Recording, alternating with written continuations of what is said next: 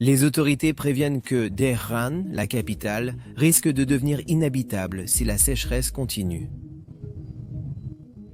Plus de 15 millions d'Iraniens sont sur le point de perdre la vie. Et ce n'est pas à cause des sanctions ou de la guerre, c'est parce qu'il manque d'eau. Le pays continue de souffrir de graves pénuries d'eau. Le président iranien a récemment averti qu'avec le manque persistant de pluie, même avec le rationnement, les habitants de Téhéran pourraient devoir évacuer. S'il ne pleut pas dans les 2 ou 3 prochaines semaines, Téhéran pourrait littéralement devoir être évacué. Je n'exagère pas. Déclaration faite directement par le président iranien. Depuis des mois, le gouvernement iranien tente désespérément d'acheter de l'eau à tout pays voisin disposé à l'écouter. Et pourtant, personne n'aide. Ce pays a résisté aux sanctions, au sabotage et à de grandes manifestations. Mais quelque chose d'aussi simple que l'eau pourrait bien finir par faire s'effondrer tout le système.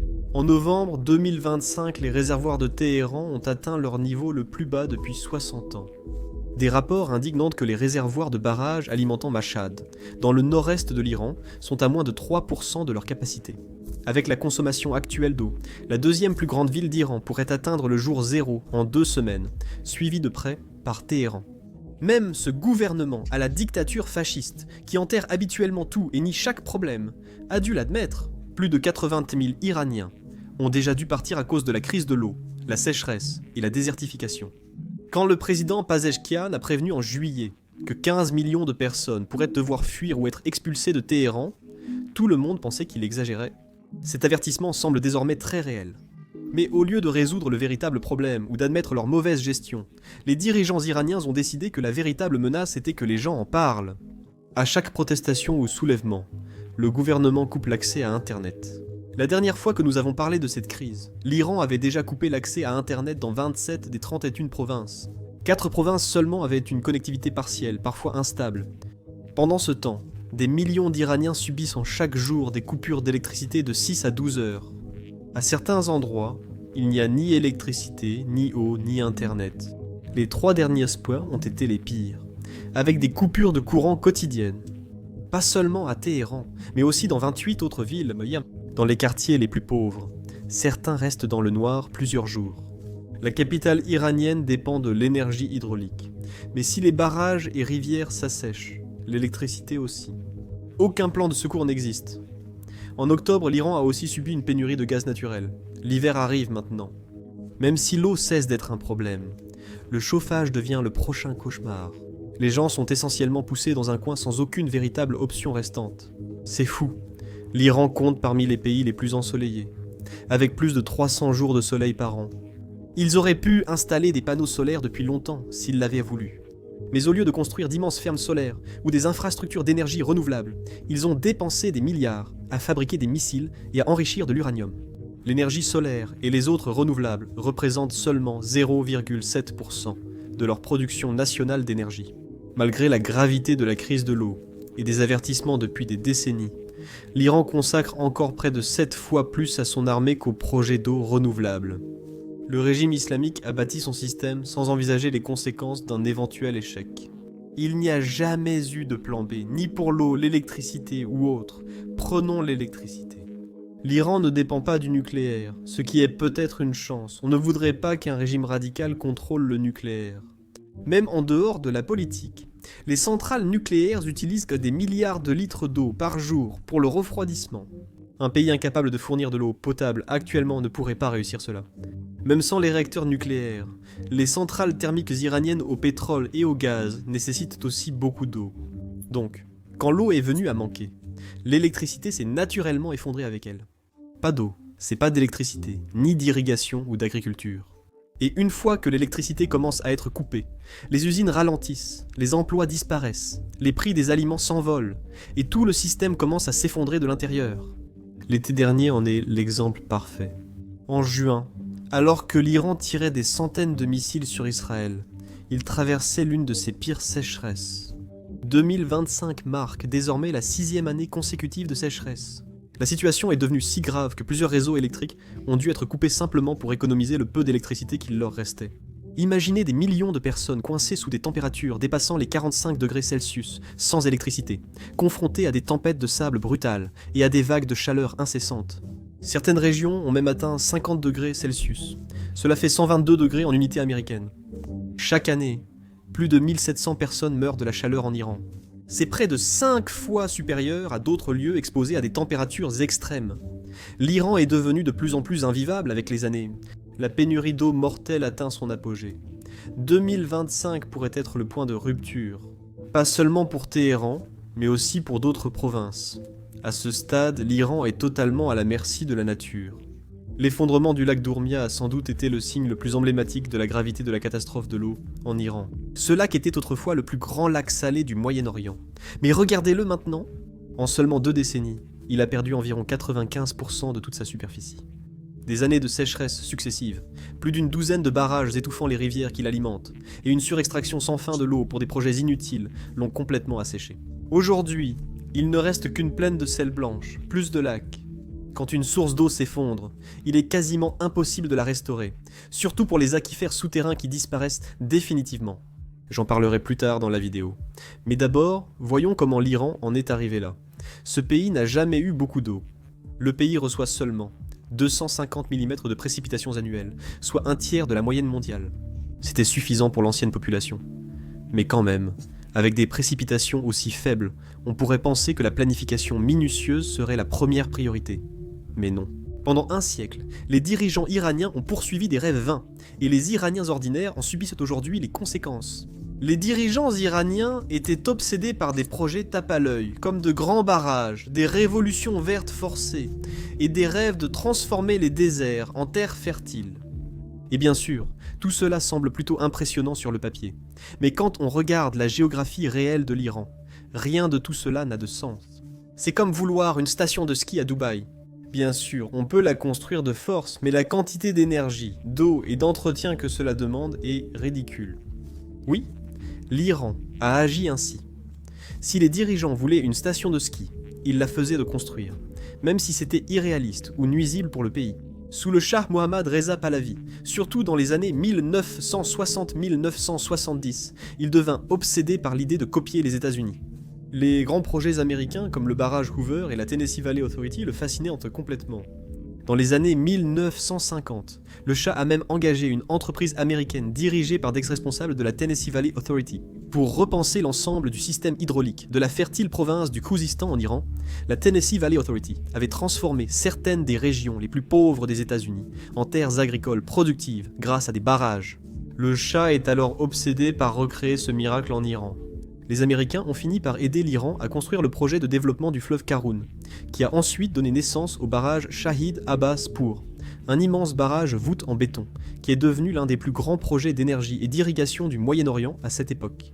Pendant un temps, cela a fonctionné. Le programme inspiré de la Tennessee Valley Authority a étendu l'irrigation au Khouzestan, augmenté l'électricité pour les villes voisines, et ouvert de nouvelles terres agricoles. Pour le Shah, c'était la preuve que l'Iran pouvait atteindre la modernité par l'ingénierie. Très vite, les barrages en béton et les immenses structures en acier sont devenus des symboles de progrès, de puissance et de modernité. Les dirigeants iraniens voulaient en obtenir le plus possible, le plus vite possible. Il semble que personne n'ait jamais vérifié si l'un de ces barrages était adapté à la géographie ou au climat de l'Iran. À la fin des années 1970, des barrages apparaissaient partout. L'obsession du Shah pour les méga-projets reléguait au second plan école, santé et emploi stable. Les gens en avaient entassé. Et avant que la colère n'explose complètement, la révolution islamique de 1979 est arrivée et a bouleversé le pays. Au départ, les Iraniens espéraient que le gouvernement islamique résoudrait les vrais problèmes. Mais ce ne fut pas le cas. Au lieu de cela, le nouveau régime s'est révélé tout aussi obstiné que l'ancien. Ils ont rejeté presque toutes les politiques du Shah, sauf son obsession pour construire des barrages partout. Étonnamment, les deux régimes étaient d'accord sur ce point. Honnêtement, tout n'a pas été désastreux sous le Shah. Certains projets initiaux étaient utiles. En 1963, le barrage DIEZ a fourni hydroélectricité et irrigation à des régions nécessiteuses. Et, étonnamment, il n'y avait pas que les Américains, qui aidaient aux premières réformes de l'eau et de l'agriculture en Iran. En plus de la Banque mondiale et de l'Italie, même Israël. Oui, Israël faisait partie des pays qui ont aidé l'Iran dans les années 1960. Avant la révolution islamique, leurs relations étaient très différentes. Toute la région admirait la modernisation rapide d'Israël, en particulier la façon dont il a transformé des terres désertiques en terres agricoles productives. Lorsqu'un important tremblement de terre a frappé la province de Kasavine en 1962 et détruit une grande partie de la base agricole de la région, le gouvernement iranien a accepté l'aide technique de spécialistes israéliens. Ces équipes ont collaboré avec les ingénieurs iraniens, inspecté les villages touchés, foré de nouveaux puits pour remplacer les canaux, conseillé les responsables sur l'irrigation et la planification des cultures et appris aux agriculteurs à gérer les sols comme dans les fermes kibboutz israéliennes. En seulement quelques années, des terres qui étaient sèches, rocailleuses et pratiquement abandonnées par les responsables locaux ont commencé à montrer des améliorations notables. Aujourd'hui, une collaboration entre l'Iran et Israël paraît irréaliste.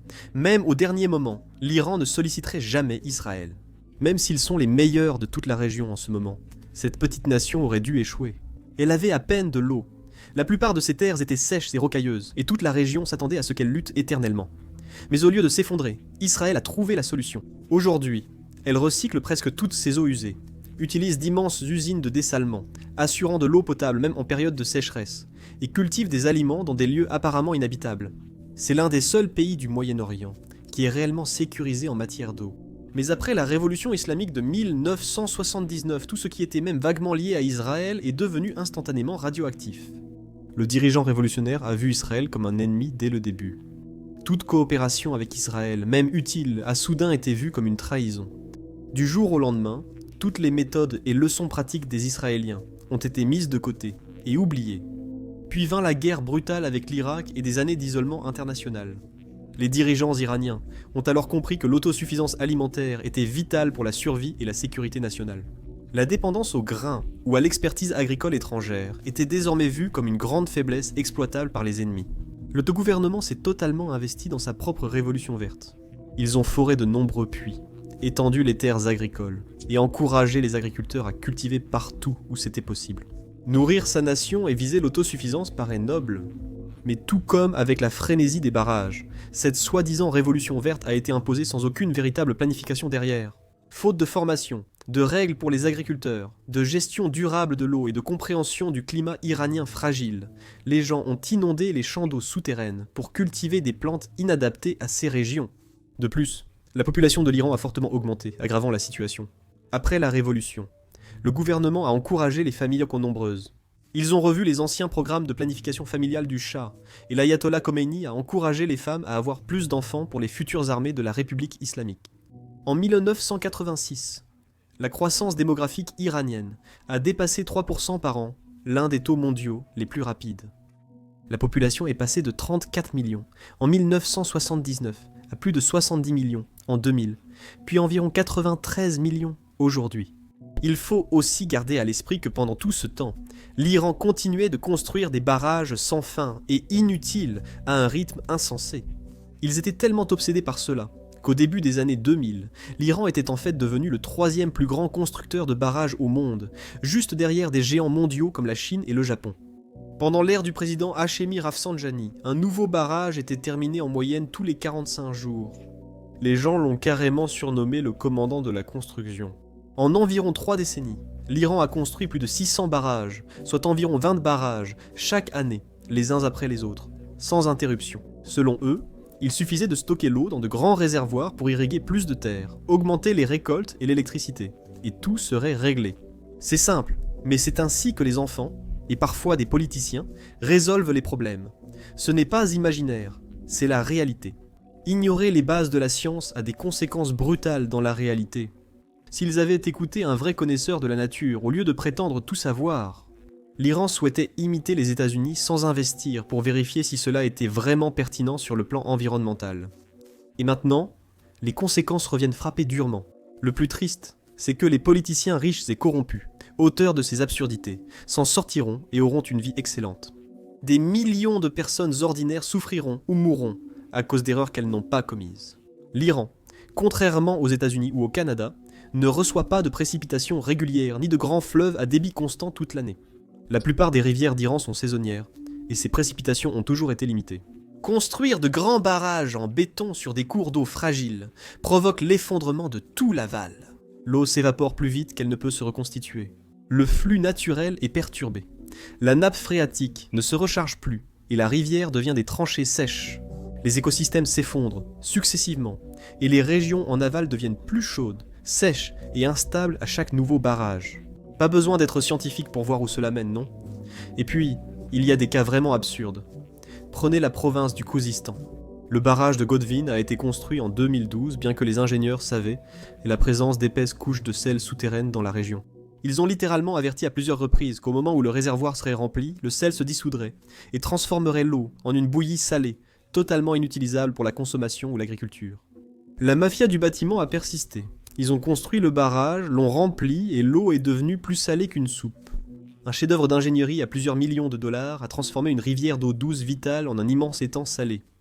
Génial, non? Il y a aussi les rêves désespérés d'irriguer les déserts. L'idée était de canaliser l'eau alimentée par le barrage vers des terres stériles, transformant des déserts arides en terres agricoles fertiles.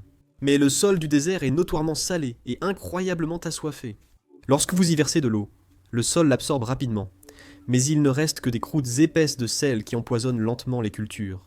En quelques années, les agriculteurs ont vu leurs récoltes échouer à répétition. Finalement, ils ont complètement abandonné, laissant derrière eux des canaux d'irrigation asséchés, des machines rouillées et des maisons qui se sont simplement effondrées sous la chaleur. Des régions entières sont devenues des villes fantômes. Si un projet voué à l'échec comme le barrage de Godvin a pu être financé et construit, on imagine la mauvaise prise de décision pour les autres barrages. Honnêtement, la corruption dans l'armée et la politique iranienne est largement responsable. Chaque région voulait son barrage et son méga-projet, sans penser aux conséquences pour les populations en aval. Les responsables locaux savaient que construire un immense monument en béton impressionnerait le Shah et ferait avancer leur carrière. Alors chacun poussait pour son propre projet trophée. Après la révolution islamique, la même mentalité restait restée. Khatam al-Anbiya, détenu par les gardiens de la révolution, a largement profité de l'obsession iranienne pour la construction de barrages. Ces dernières décennies, ce conglomérat militaire est devenu l'entrepreneur le plus puissant du pays. Le gouvernement lui a attribué des projets par le biais de contrats de gré à gré, d'une valeur de plusieurs dizaines de milliards de dollars. Routes, tunnels, canalisations de transfert d'eau et toute une génération de barrages. Le corps des gardiens de la révolution islamique dominant la plupart des institutions civiles, Khatam n'a jamais eu à justifier la viabilité économique de ces méga-projets. Si les gardiens voulaient un barrage, ils l'avaient. Personne ne le remettait en question, personne ne s'y opposait, et personne ne demandait qui paierait le véritable coût. En aval, il parlait même de la mafia de l'eau. C'est un réseau d'élites militaires, de politiciens et d'entrepreneurs, qui s'enrichissaient à chaque fois qu'un barrage en béton était construit. Que la rivière meure ou non, Khatam al-Anbiya agissait avec quasi-immunité. Les agences de surveillance ne pouvaient pas les atteindre, les communautés locales ne pouvaient pas les combattre, et les journalistes n'étaient autorisés nulle part près de leur budget ou de leurs évaluations environnementales. Entre 2005 et 2011, la société a décroché près de 25 milliards de dollars de contrats. Certains rapports estiment la valeur totale de ces projets encore plus élevée, surtout si l'on inclut les énormes projets de transfert d'eau, conçus pour pomper l'eau à travers les provinces. Parce que les responsables régionaux voulaient prouver à Téhéran leur efficacité. Même lorsque des chercheurs indépendants ont tenté d'enquêter sur la frénésie de construction de barrages en Iran, il y a quelques années, ils ont découvert que les dossiers officiels détaillés pour des centaines de barrages étaient soit incomplets, soit totalement absents des archives gouvernementales. Certains barrages n'avaient qu'un nom et une date qui leur étaient associés. Pas de ventilation des coûts, pas de spécifications techniques, pas de données de suivi à long terme. Parfois, les chercheurs n'ont pas trouvé les coordonnées de certains petits et moyens barrages, absents de tout système de cartographie officielle. Personne ne peut aujourd'hui affirmer avec certitude combien l'Iran a réellement dépensé pour ces barrages. Les chercheurs ont dû collecter des données d'images satellites, de mémos divulgués, de rapports provinciaux et d'anciens documents d'ingénierie. C'est à quel point les registres sont mal tenus. Il n'est pas étonnant que le pays ait des rivières asséchées, des réservoirs salés, des zones humides disparues, et des villes sans eau. Le ressentiment est devenu trop fort pour être ignoré par le gouvernement. Même Hassan Urkani, qui n'était guère un rebelle au sein du système, a commencé à réaliser à quel point les dégâts étaient profonds. Lorsqu'il est entré en fonction en 2013, il a publiquement appelé à un gel immédiat de tous les nouveaux projets de barrages. C'était l'une des premières fois qu'un président iranien admettait ouvertement que le modèle de développement du pays avait déraillé. Ce qui a fou, c'est qu'il a fallu presque 3 décennies complètes pour que les responsables admettent qu'ils avaient commis une erreur historique. Et pourtant, même à ce moment-là, l'Iran aurait dû mettre hors service des centaines de barrages. Des études estiment qu'au moins 500 barrages seraient nécessaires pour stopper l'hémorragie et aider l'environnement à se rétablir. Mais encore une fois, les barrages ne sont qu'une partie de la longue histoire de mauvaise gestion de l'eau en Iran. Maintenant, comme je l'ai dit plus tôt, le régime islamique était aussi obsédé par l'idée de devenir autosuffisant sur le plan alimentaire, quel qu'en soit le prix. Près de 90% de l'eau douce retenue par ces barrages a servi directement à l'agriculture. Même un enfant sait qu'il faut beaucoup d'eau pour l'agriculture, du moins traditionnellement. Mais ce que les agriculteurs iraniens ont fini par faire était bien plus fou qu'une utilisation normale, car leur méthode était incroyablement négligente et inefficace. Et une grande partie de ces 90% d'eau douce a été gaspillée. L'efficacité moyenne de l'irrigation nationale n'atteint que 35%. Près des 2/3 de cette eau se perdent par évaporation ou infiltration avant d'atteindre les cultures. Pour comparaison, l'irrigation goutte à goutte moderne dépasse 90% d'efficacité. Et comme si cela n'était pas déjà embarrassant, le transport de l'eau à travers des canaux ouverts et des tuyaux fissurés et fuyants gaspille encore 12% supplémentaires.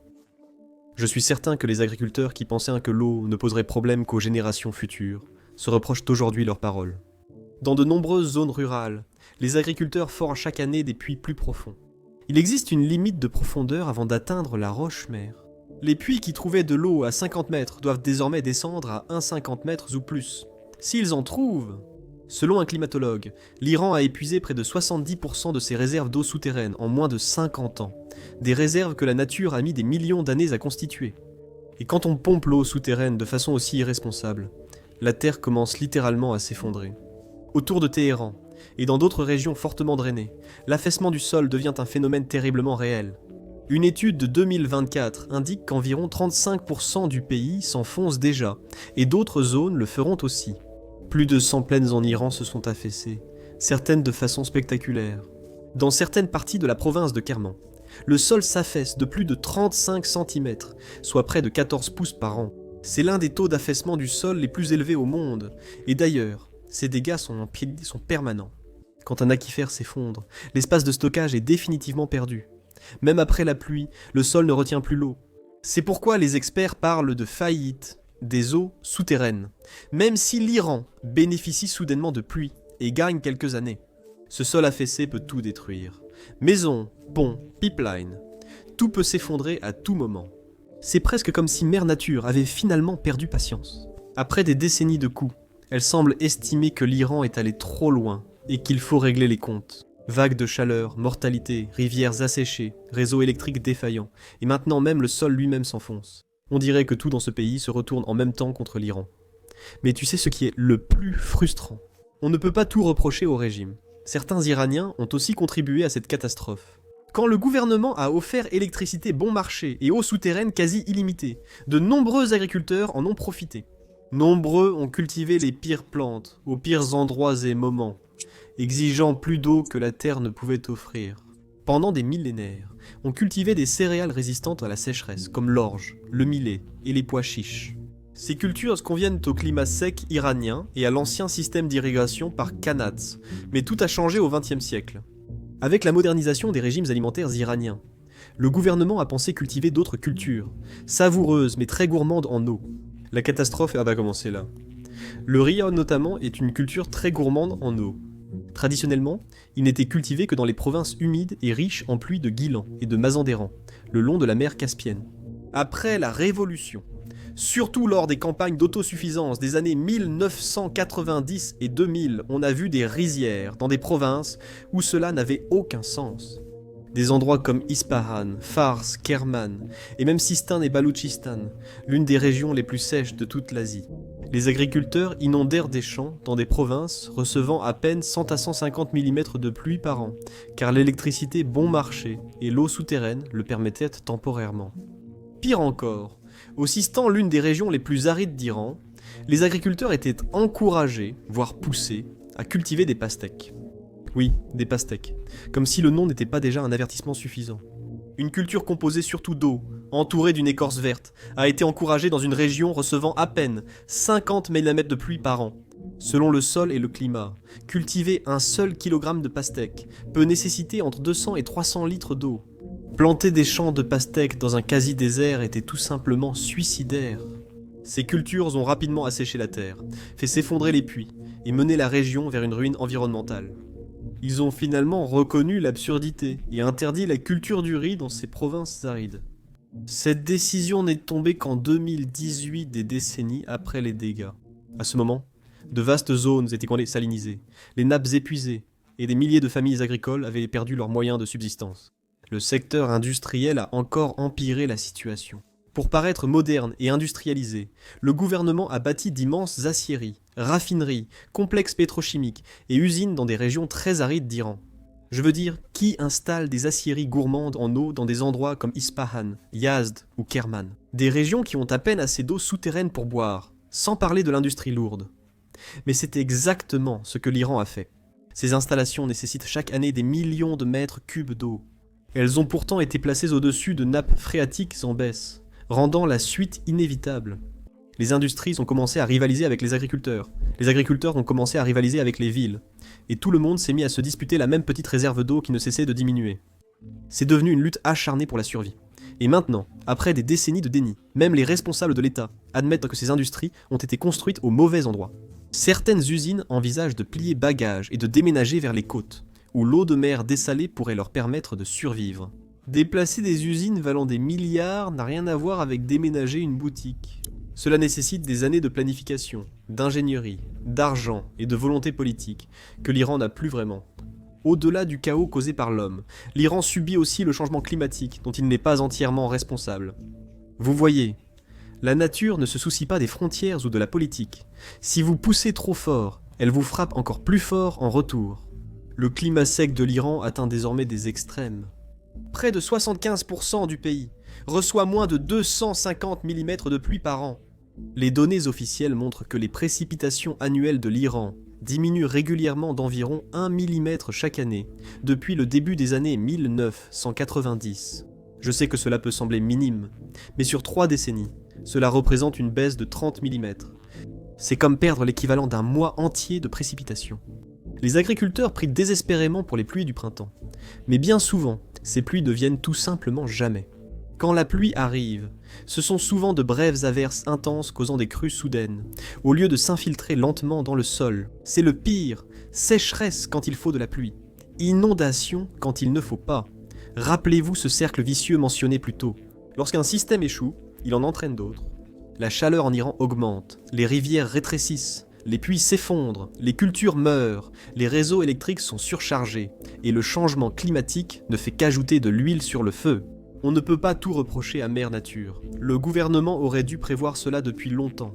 L'Iran alterne depuis des années entre sécheresse et inondations extrêmes, parfois lors de saisons consécutives, alors que le pays se réchauffe chaque décennie. Les étés iraniens ont toujours été chauds, mais ils dépassent désormais les limites de l'endurance humaine. La température moyenne du pays a augmenté de 0,4 degrés Celsius par décennie, soit le double de la moyenne mondiale. Encore une fois, 0,4 degrés Celsius par décennie. Ça ne semble peut-être pas énorme au début, mais croyez-moi, ça s'accumule très vite. Année après année, cela transforme les étés en vagues de chaleur plus longues et plus intenses, et fait exploser les taux d'évaporation. Lorsque les températures augmentent, l'eau à l'air libre s'évapore à un rythme bien plus élevé. Dans certains réservoirs iraniens, l'évaporation à elle seule peut faire disparaître jusqu'à 2 mètres de hauteur d'eau chaque année. Cela perturbe aussi un atout majeur de l'Iran, la neige des montagnes. Les montagnes Zagros et Alborz étaient autrefois de vastes réservoirs naturels d'eau. La neige tombait tout l'hiver, s'accumulait en profondeur puis fondait lentement au printemps et en été. Cette libération progressive permettait aux rivières, comme le Karun, le Karké, le Zayandeh, le Rad et de nombreux petits cours d'eau de couler régulièrement des mois durant, constituant la colonne vertébrale du cycle de l'eau en Iran. Aujourd'hui, ce système s'effondre aussi, car les hivers plus doux empêchent la neige de tenir comme avant. Les données météorologiques de l'Iran montrent que l'enneigement dans de nombreuses régions a diminué de plus de moitié au cours des dernières décennies. La neige tombe puis fond trop vite, causant des crues soudaines en janvier ou février, hors saison. Et après cette montée soudaine, les montagnes n'ont plus rien à offrir. Les scientifiques préviennent qu'en maintenant les tendances actuelles, le Moyen-Orient pourrait voir sa température moyenne augmenter de 5 degrés Celsius d'ici la fin du siècle. 5 degrés. Une telle chaleur fait des provinces des fours à ciel ouvert. Nous évoquons un avenir où sortir quelques minutes épuise, où travailler dehors devient dangereux, et où aller à l'école, au travail ou faire des courses devient risqué physiquement. Honnêtement, C'est seulement si les habitants de cette région survivent dans les prochaines années, car ils sont déjà plongés dans une grave crise de l'eau qui détruit des vies actuellement. Et même avec tous ces problèmes qui s'accumulent, il y en a encore d'autres. La disparition des rivières, zones humides et lacs d'Iran prive la terre de sa protection contre la poussière. Alors le vent soulève chaque grain, chaque particule et les transforme en une tempête de sable aveuglante et étouffante. Ces tempêtes ne sont pas seulement gênantes, elles sont aussi mortelles. Elles transportent énormément de particules microscopiques que les gens finissent par respirer. Les maladies respiratoires, l'asthme et les infections chroniques ont fortement augmenté dans la région. Les hôpitaux sont débordés, surtout pendant la fameuse saison des vents de 120 jours. Cette période où le désert souffle littéralement dans votre cou, jour et nuit pendant des mois. Et qu'a fait le gouvernement face à tout cela? En fait, il distribue parfois des masques, ferme brièvement les écoles et demande aux gens de rester chez eux. C'est tout leur plan. C'est absurde, car certaines tempêtes de poussière durent 4 mois, pas seulement des heures. On ne peut pas confiner les familles un tiers de l'année. Cela ne servirait à rien. Ces tempêtes sont si fortes que la poussière pénètre partout, fait vibrer les fenêtres, recouvre tout et transforme des quartiers en zones sinistrées. Pour les personnes qui y vivent, il s'agit soit de fuir, soit d'endurer un cauchemar qui se répète chaque été. Le gouvernement iranien sait qu'il fait face à une catastrophe totale, mais leur façon de gérer la situation se résume essentiellement à prier et à espérer que le problème se résolve magiquement tout seul.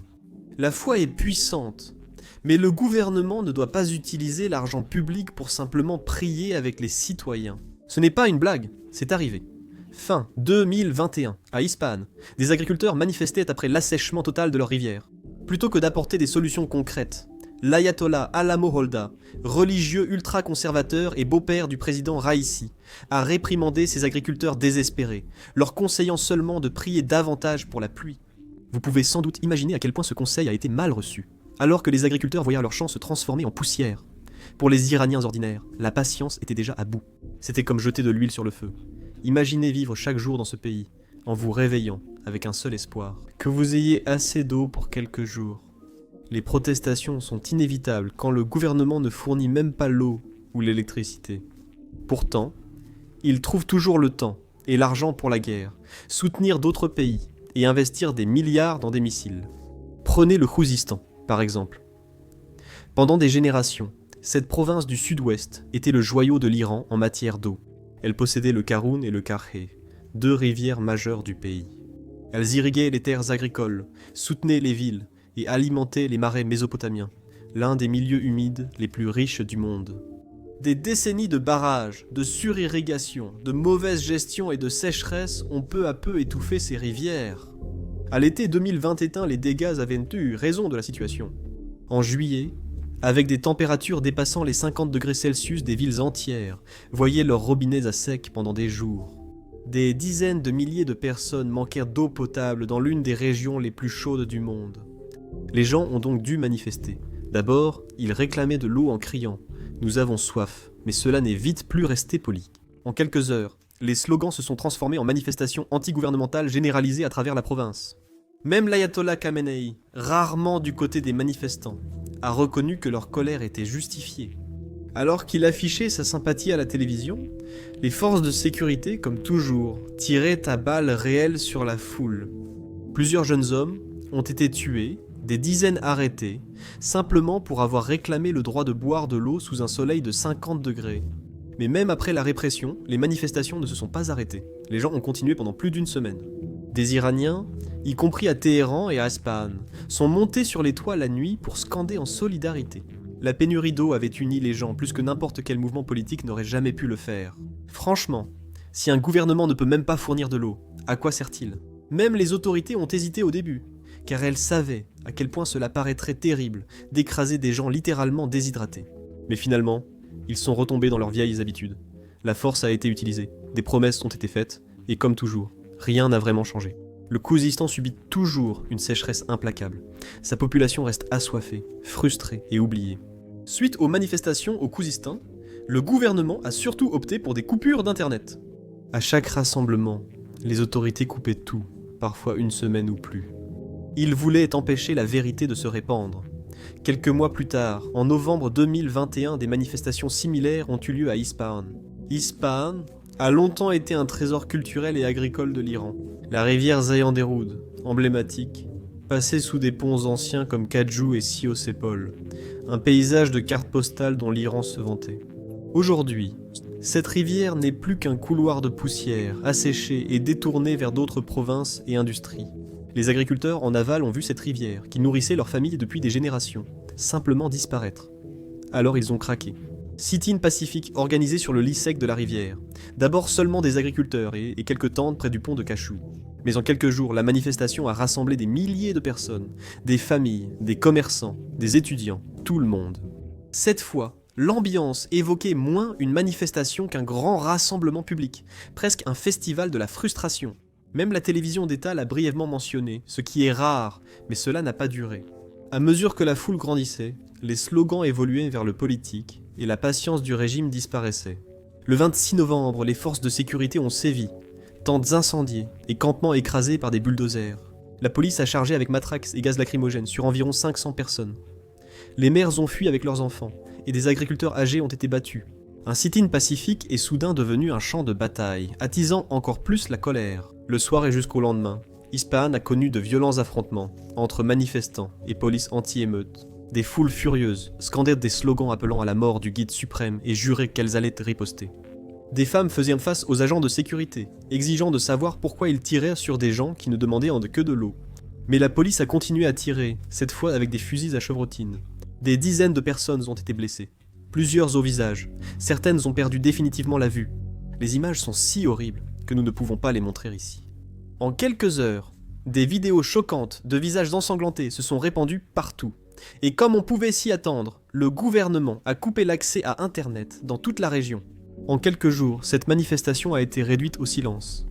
Les autorités ont encore promis le retour de l'eau et l'ouverture des canaux. Mais rien n'a changé. Les agriculteurs d'Ispahan attendent toujours. Le Khuzistan a toujours soif.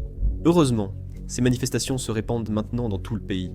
Mais parlons de pourquoi les voisins de l'Iran ne sont pas prêts à aider, même lorsque des millions de vies sont littéralement en danger. L'explication est simple, l'Iran a trop brûlé de ponts.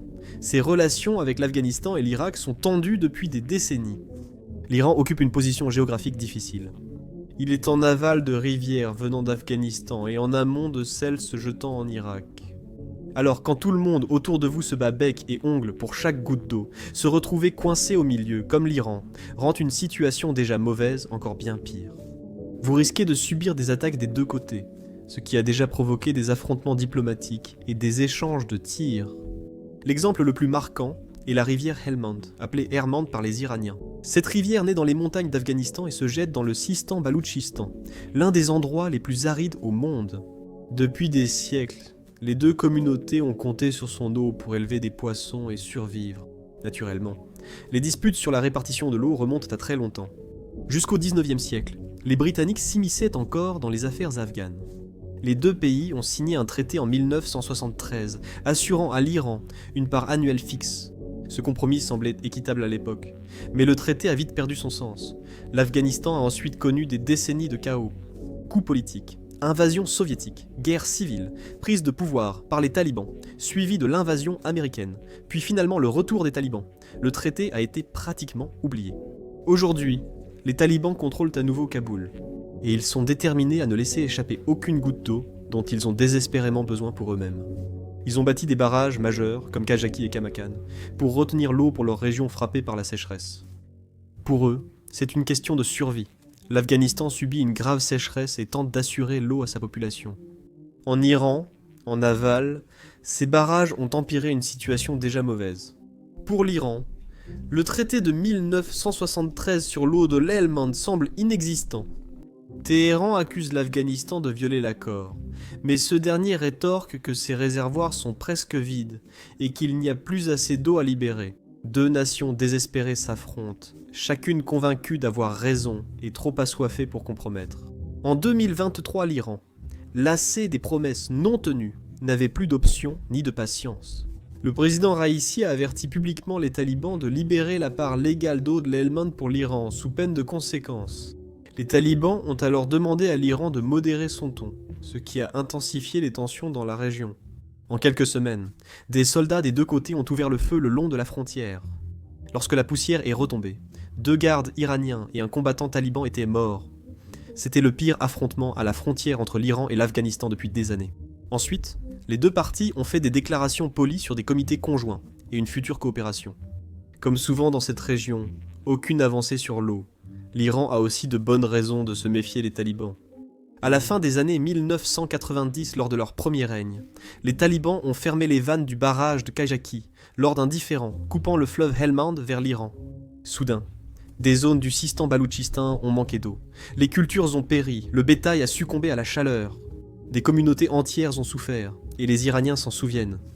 Ils savent que les talibans utiliseront l'eau comme arme contre eux, lorsque cela les avantage. Le plus drôle, c'est que l'Iran avait construit 4 grands réservoirs au Sistan, pensant stocker l'eau promise de l'Helmand. Mais cette eau n'est jamais arrivée, et aujourd'hui, ces réservoirs sont complètement à sec et abandonnés. Désormais, chaque été, l'Iran attend anxieusement. L'Afghanistan va-t-il libérer de l'eau ? Ou bien l'Iran devra-t-il envoyer une nouvelle délégation en colère à Kaboul ? Cette eau sauve des dizaines de milliers de personnes au Sistan. Il ne faut donc pas beaucoup d'imagination pour voir à quelle vitesse les tensions pourraient dégénérer en véritable conflit. Les responsables iraniens et les médias locaux ont déjà commencé à utiliser des termes comme la guerre de l'eau. Et honnêtement, il est assez facile de comprendre pourquoi. Mais savez-vous ce qui est ironique ? L'Iran accuse l'Afghanistan de ce qu'il fait lui-même à l'Irak. À l'ouest, l'Iran contrôle plusieurs affluents qui alimentent le Tigre en Irak. Depuis 10 ans, l'Iran construit des barrages, creuse des tunnels et détourne ses rivières vers son territoire, souvent sans prévenir Bagdad. Depuis 2020, des projets iraniens, dont le barrage de Daroun, ont réduit de 80 à 85% le débit de la rivière Sirwan. Des districts entiers du Kurdistan irakien sont asséchés, avant même de considérer les barrages turcs et syriens en amont. L'Irak est pris en étau de toutes parts, et l'Iran fait partie de cette pression. Les conséquences ont été catastrophiques. En 2018, Bassora, avec plus de 2 millions d'habitants, a subi l'une de ses pires catastrophes liées à l'eau. L'eau salée et polluée du Châtel arabe a envahi la ville, tandis que les détournements asséchèrent les rivières. Plus de 118 000 personnes ont été hospitalisées pour éruptions cutanées, diarrhée, infection ou empoisonnement chimique. Et depuis, la situation n'a fait qu'empirer. Chaque année, les réunions diplomatiques finissent par des déclarations de détresse sans progrès. Comme l'Iran, l'Irak et l'Afghanistan sont aussi pris dans cette course vers le bas, chacun cherchant désespérément de l'eau. Plus l'un garde l'eau pour lui, pire c'est pour les autres. Sans coopération, c'est une vraie course vers le bas. Croyez-moi, personne ne veut gagner cette course. Y a-t-il un espoir ou une solution avant que l'Iran n'atteigne le jour zéro redouté ? Honnêtement, pas vraiment. Mais l'Iran a tout de même quelques options qui pourraient retarder le jour zéro de peut-être quelques années. Mais savoir si ce régime actuel peut réellement y parvenir, c'est une toute autre question. Regardez par exemple le Cap, en Afrique du Sud, qui a failli devenir la première grande métropole à manquer totalement d'eau. En 2018, le Cap était à 90 jours du jour zéro, au plus fort de la crise. Le barrage de Tiwatoskulf, plus grand réservoir du Cap, est tombé à 13% de sa capacité, dont seulement 5% utilisables. La ville a paniqué. On a dit aux habitants qu'ils devaient survivre avec 50 litres d'eau par jour et par personne. C'est une brève douche, une chasse d'eau et très peu pour cuisiner. Les inspecteurs surveillent désormais la consommation dans chaque maison. Les fontaines publiques ont été fermées et le lavage des voitures, l'arrosage et le remplissage des piscines interdits. Les gens faisaient la queue pour les rations. Les restaurants ne servant plus d'eau du robinet. Même les grandes entreprises ont dû s'adapter ou risquer la fermeture. Le Cap a rapidement construit des unités de dessalement, recyclé les eaux usées et creusé de nouveaux puits. Chaque goutte comptait, et d'une manière ou d'une autre, grâce à une conservation drastique, une surveillance stricte et, oui, un simple coup de chance, la pluie est finalement arrivée. Les réservoirs se sont remplis juste assez, et le jour zéro a été repoussé, puis encore repoussé jusqu'à ce que la crise soit passée. L'Iran aurait dû agir de même il y a des années, bien avant l'été 2025, mais il est maintenant trop tard. Certains lieux ont franchi le point de non-retour. Au Sistan, des villages ont disparu. Près de 30% des habitants ont fui vers la périphérie des villes ou des villages voisins simplement pour trouver de l'eau. Ce schéma se répète à Yazd, Kerman, Khorasan du Sud, Khouzistan et près de Téhéran. Le pays se vide de l'intérieur. Il y a des années, Issa Kalantari, ex-ministre de l'Agriculture et expert environnemental majeur en Iran, a lancé un avertissement qui aurait dû alerter tout le pays.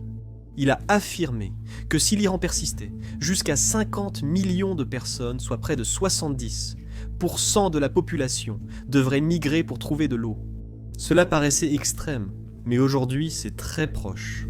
Actuellement, la solution la plus rapide pour l'Iran est le dessalement. L'Iran dispose d'un vaste littoral sur le golfe Persique et le golfe d'Oman. Des pays comme l'Arabie Saoudite et les Émirats Arabes Unis dépendent déjà de l'eau de mer dessalée. L'Iran aurait pu faire de même. Le régime a préféré investir des milliards dans les missiles, milices et opérations militaires à l'étranger, négligeant presque totalement le dessalement. On pourrait aussi négocier l'importation d'eau avec les voisins, ou payer l'Afghanistan pour en libérer davantage. Ces ponts ont été brûlés il y a des décennies, et les relations n'ont cessé de se détériorer depuis. Personne n'a suffisamment confiance en l'Iran pour lui vendre de l'eau, même s'ils en avaient à revendre. Mais admettons que l'Iran atteigne réellement le jour zéro. Où vont des dizaines de millions de personnes ? Comment relocaliser 10 millions de personnes rien qu'à Téhéran ? Où vont-ils vivre ? Comment survivent-ils ? Eh bien, c'est pratiquement impossible. Si les réservoirs de Téhéran se vident réellement dans les prochaines semaines, le gouvernement n'aura d'autre choix que de couper l'eau et d'imposer un rationnement brutal. Des camions citernes d'eau arriveraient en urgence de partout où ils le peuvent, peut-être de la côte caspienne, peut-être par des importations d'urgence, peut-être avec ce qui reste des eaux souterraines. En réalité, aucune de ces options n'est une vraie solution, juste des pansements temporaires. Espérons que les Iraniens réaliseront enfin combien leur gouvernement les a abandonnés et agiront en conséquence. Honnêtement, le seul espoir est qu'ils survivent à cette catastrophe et que la crise de l'eau n'entraîne pas la mort de millions d'innocents, parce qu'une poignée de politiciens d'élite ont passé des décennies à être négligents et arrogants.